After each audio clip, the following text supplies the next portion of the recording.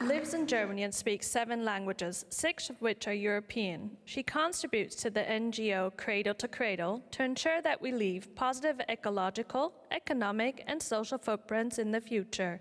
Please welcome Sofie Hovmand.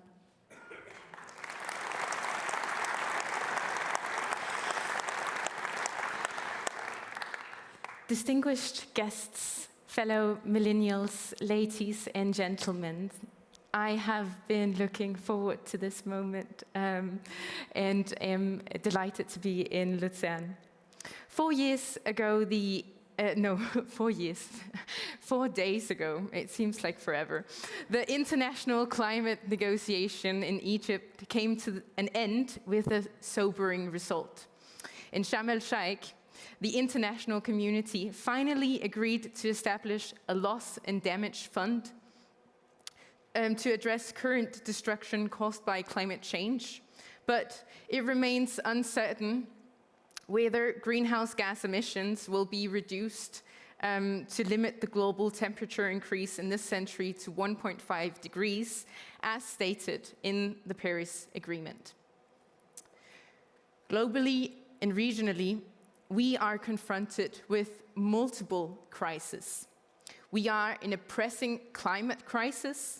We are in a serious biodiversity crisis and an accelerating resource crisis. We see this by taking measures of an increase in the frequency of extreme weather events, mass loss of species, topsoil erosion, acidifying oceans, and a prevailing dependency on fossil fuels. The good news is that the crises are interlinked and that one holistic response could take all of them into consideration. In my opinion, Europe can address the pressing crisis of our time by moving from a linear economy to a true circular economy.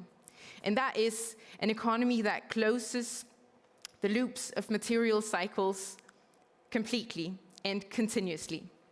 It requires a fundamental shift in our present material consumption to close in on this idea, and we have to get rid of the linear take, make, and waste approach.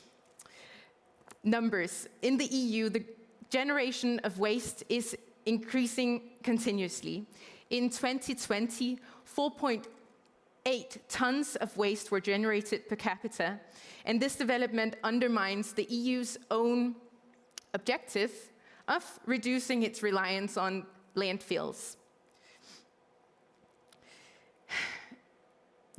And the official numbers say that 1/3 of generated waste are in fact landfilled. I find it so hard to understand why we would choose to let resources end up as waste in the first place. So what Europe do I want? I want a diverse, a safe, and a healthy Europe with clean air, water, soil, and energy. To this end, the region needs to unite economy, social justice, and ecology. And these 3 pillars are mutually supporting each other and present a sustainable transition as a chance for regional cooperation and innovation. In this transition towards a true circular economy, companies can and have to play a vital role to move in the right direction. Innovation is essential, and it helps us redesign existing production systems by exploring new business models. I also believe that bright minds in Europe hold a tremendous potential to bring about the change needed to leverage the crisis of our time. Coming to an end, I would like to extend my gratitude to Europa Forum for inviting me and the other millennials on stage today. There is no place I would rather be, and there is no planet B. Thank you for your attention.